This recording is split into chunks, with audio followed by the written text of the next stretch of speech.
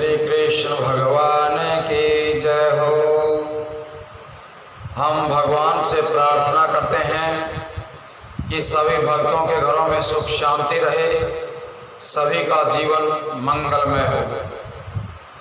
सभी भक्तों से प्रार्थना है कि जिन्होंने अपने चैनल को सब्सक्राइब नहीं किया है वो सब्सक्राइब करें, और जिन्होंने सब्सक्राइब कर दिया है वो दोबारा सब्सक्राइब ना करें।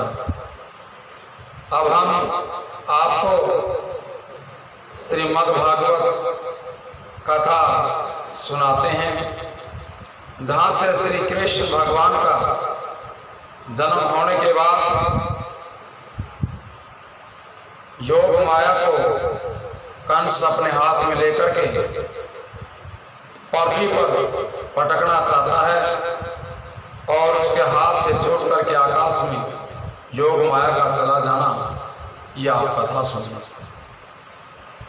श्री सुखदेव जी बोले कि हे परीक्षित, जब वसुदेव जी उस कन्या को लेकर के गोकुल में लौट आए तो बंदी गृह के सभी दरवाजे पहले की तरह ज्यों के त्यों बंद हो गए तथा वसुदेव देवकी के हाथों में फिर हथकड़ियां पड़ गई। उसी समय उस कन्या के रुदन करने से पहरेदारों की नींद टूटी।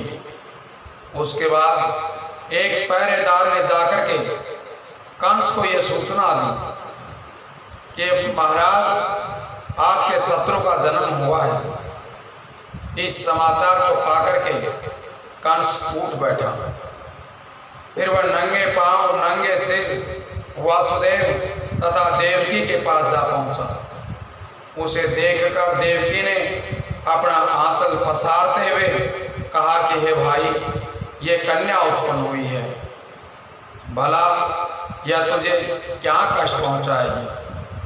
तूने अब तक मेरे 6 पुत्र मार डाले हैं, इसलिए अब इस कन्या को तो जीवित छोड़ दें। इस निरपराध को मार करके तो पाप क्यों कर लेता है? देवकी के इस प्रकार कहने पर भी कंस ने उस लड़की को जबरदस्ती छीन लिया और जो ही वो उसे पत्थर पर पटक कर मारने के लिए तैयार हुआ, उस समय वह कन्या उसके हाथ से छूट करके आकाश में चली गई। जब कंस ने ऊपर की ओर दृष्टि की, ऊपर की ओर देखा, तो उस कन्या ने अपने हाथ में खड़ग तथा त्रिशूल धारण किए अष्टभुजी देवी के रूप में कंस को दर्शन दिया। उस कन्या को देख करके कंस अत्यंत भयभीत हो गया।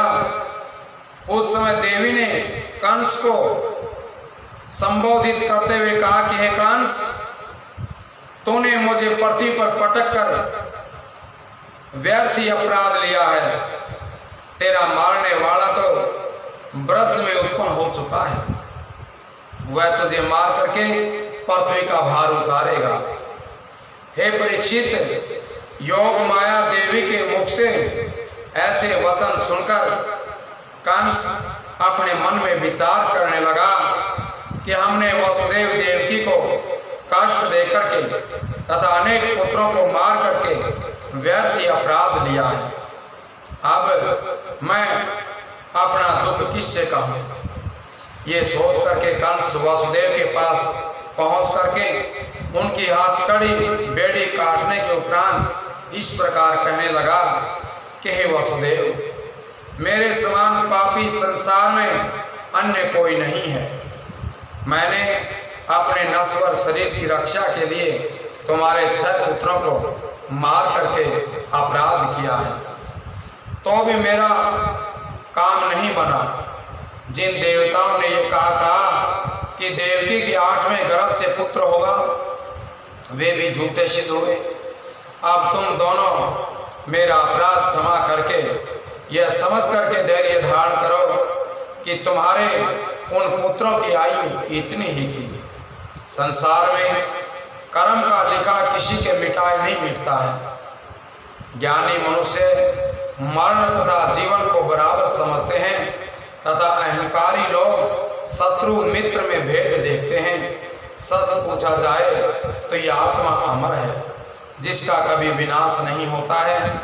वासुदेव ने कंस से इस प्रकार कहा कि हे राजन, तुम्हारा कथन सत्य है।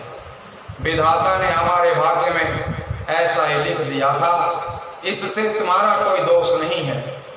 मनुष्य अपने सुख के अनेक उपाय करता है, परंतु फिर भी श्री नारायण जी की इच्छा के बिना उसका मनोरथ सफल नहीं होता है। वासुदेव के ऐसे वचन सुनकर के कंस प्रसन्न होकर के वासुदेव देवकी को अपने घर ले आया। तदुपरांत उन्हें उत्तम उत्तम वस्त्र आभूषण पहना करके उनके स्थान पर पहुंचा और उनको घर पहुंचा दिया। वासुदेव देवकी ने घर पहुंचा करके ब्राह्मणों तथा याचकों को गौ, वस्त्र, अन्न आदि बहुत सा दान दिया।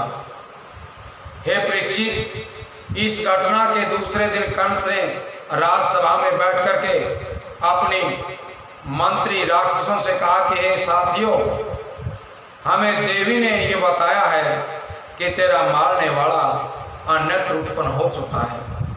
देवताओं ने हमसे ये झूठ कहा था कि देवकी के गर्भ से उत्पन्न 8वां बालक तुम्हारी मृत्यु का कारण बनेगा, इसलिए अब तुम लोग देवताओं को मार डालो।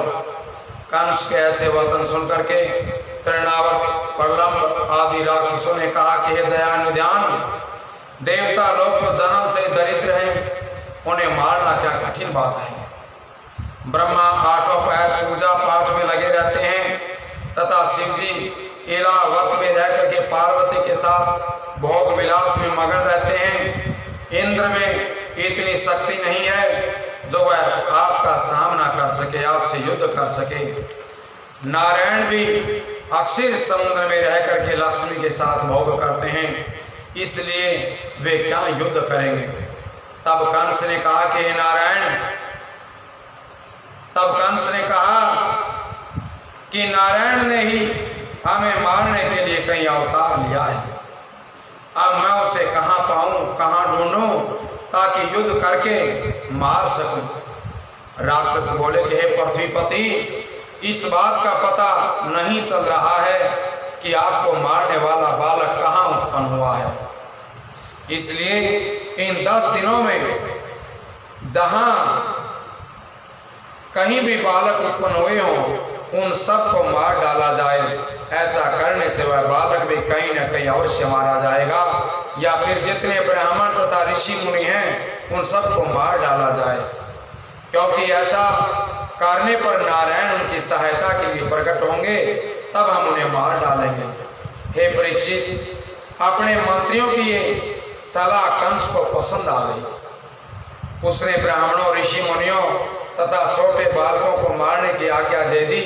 उस समय राक्षस लोग हरि भक्तों तथा छोटे बालकों को ढूंढ ढूंढ करके मारने लगे। हे राजन, साधु महात्माओं को कष्ट पहुंचाने से मनुष्य का धन, धर्म, आयु तथा बल क्षीण हो जाता है, इसलिए इन अत्याचारों के कारण राजा कंस के पूर्व जन्मों का पुण्य भी नष्ट हो गया। बोले श्री बांके बिहारी लाल की जय हो। बोले कृष्ण कन्हैया लाल की जय हो। बोले राधे